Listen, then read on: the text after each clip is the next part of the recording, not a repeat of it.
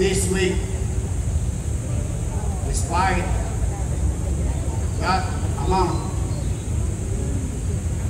or what you call commercial obligation to our suppliers who pulled out already last September, but nobody told you. Who pulled out already last February, but nobody told you. Because they cannot take such recurrence of obligation and fulfill obligation of our city. Now, isang may babaon ninyo sa inyong mga mahal sa buhay. This week, we will move heaven and earth. We will acquire medicine with money or nothing. We will do our best. To the people of Manila, to the doctors who are serving them, to the nurses, our BHW, we will find ways. We will find a way this week, and I will update you. Kung binawa ng Diyos, makakita pa ako ng bit kong basa, nang mapiga ko naman.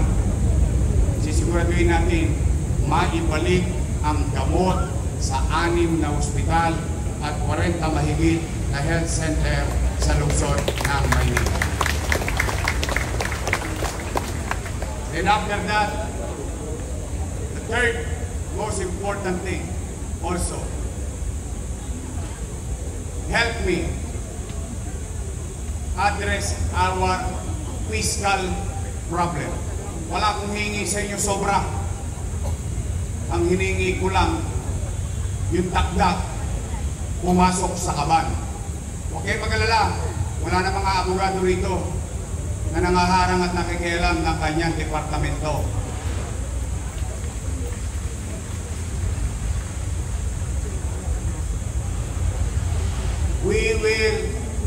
You will operate as a department, not being run by 1, 2, or 3 person higher than you. Wala nang ganon. Kaya kailangan ko ng tulong ninyo. Trying to be honest, straightforward. We need to cure, we need to heal the city finances. At wala, again, uulitin ko, wala akong hihinging sobra. Ipasok nyo lang yung piso sa piso. Cuentas claras. Wala na. And we need to do it fast. Kasi kung hindi, malamang sa 30, wala kayong sweldo. Yes, may sound like a joke. But what if, just what if, walang pumasok? Kasi wala talagang lamang, hindi aabot na ang natitira. Hindi na. Hindi na. So kaya, mga kapwa ko empleyado, pwede ba makisuyo sa inyo? Tutulungan niyo pa ako. Tutulungan niyo ako. Saan ba dito ang assessment? Tutulungan niyo ako. Wala na yung mga siga. Wala na. Maniwala kayo. Wala na mga api sa inyo. Isa lang ang boss. Laging isa lang ang boss ng opisina. Hindi maraming boss. Kaya pag may nakailam sa inyo yan, halimbawa city administrator, secretary to the mayor, sabihin nyo sa akin, tapos na yung mga panahon ng pang-abuso ng city administrator o secretary to the mayor sa inyong opisina. Wala na. Sino dito sa zoning? Wala na rin. Iingat ko yun. Pinabantayan ko kayo. Pinangako ko yan sa isang matanda. 50 square meter. Nag-a-apply na zoning. Hinahataw ng empleyado. utang sa pag-ibig na 600,000 yung kanyang anak. Ang hinihingi na City Hall, 500,000. Telling you straight. Ang yung piniya. Gusto ko bangon natin ang puri natin. This is your chance. Do it with me. Let's do this not for me, but for the people of Manila. They deserve better things from their government. At mag-iingat kayo. Sanay ako bumibisita hanggang madaling araw. Magkape na kayo. Totoo po. Gusto ko first natin ito, ilalatag ko na kagad yung mga gagawin natin sa mga susunod. Kikilalanin natin na magaling. Ang nangabuso naman, makapanagot ito. Kaya po sa inyo, mga kapapayan, help me. Help me. Even the city council, yung nababalitaan ninyo nung araw, nasiksik-lig-lig ang mga konsihal, no. I will not tolerate that. They know it already. Nakiusap na ako sa kanila. Sa mga Geo na nandito, kinakabahan.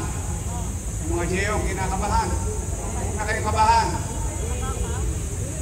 Kung kayo ay talagang pumapasok sa opisina, kung kayo ay talagang nandoon sa opisinang yon, i-renew kayo ng lungsod ng Maynila. Sabihin nyo na yan sa kapatid nyo, sa anak nyo. Ang hindi ko i-renew yung Geo, yung nag-house to house na Geo. Yun, patay siya. Puri mo, ikaw papasok sa trabaho, sasabak sa bagyo, baha, and so on and so on. Yung kasama mong Geo, nakahilata, may 15, may 14. I mean, that's unfair. So, while it is true that we are going to cost cut, but we are going to cost cut efficiently. Hindi whimsical, hindi capriccio. Kaya, yung katulad ng binanok sa akin, maswerte itong mga nakapanda. May 20 kayo, sabi ko. Sabi ko sa kanila, effective July 1. Kaya pala mahina yung musika kanina.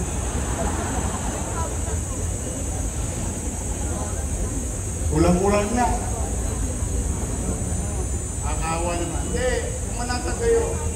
Walang politika rito. Warm bodies, functioning, being utilized by the city and your offices. You tell them, your department head will know this later on. Pero gusto ko na kayo na, sa bibig ko na mismo ninyong marinig.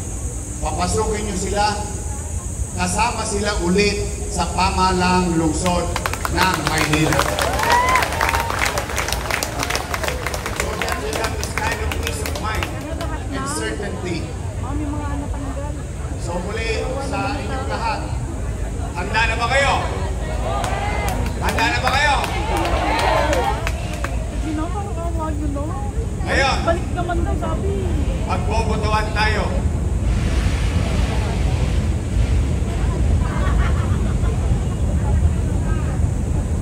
Mag-election tayo. Aasan ang kamay. So that you will know. And we will know what the majority wants. Or what is more beneficial to the greatest number. Or in this case, city employees, the City of Manila. May concern sa akin. Sabi, ano ba? 8 to 5 o 7 to 4? 7 to 4. 7 to 4. Hindi po ito sabayang bigkas. 7 to 4. This time, tutuldukan natin ito. I will hear you. I will listen to you. And I will follow your decision. 7-4, matrapos. Taas ang kamay. Tandaan ninyo ha, pag-isipan nyo maigi. This is it. Taas ang kamay na gustong 7-4.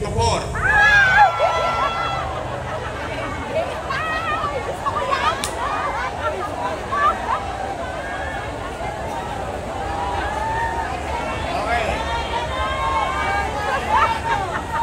Okay. Majority.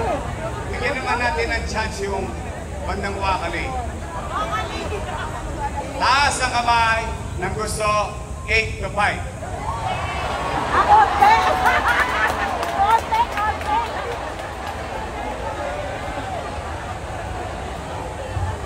Ang tawag dyan, o yan ang resulta nung nakaraang halalan. Mudslide. We are 7